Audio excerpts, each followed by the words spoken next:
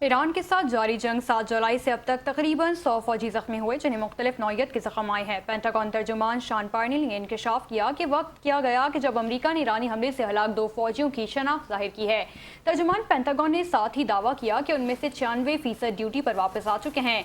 खबर रसी पेंटागन ने सिर्फ इतना बताया था कि 28 फरवरी से अब तक 14 फौजी हलाक और 427 जख्मी हुए। दूसरी जानब अमरीका ने ईरान की कार्रवाइयों के दौरान उर्दन में हलाक होने वाले अपने 2 फौजियों की शनाख्त जाहिर कर दी है।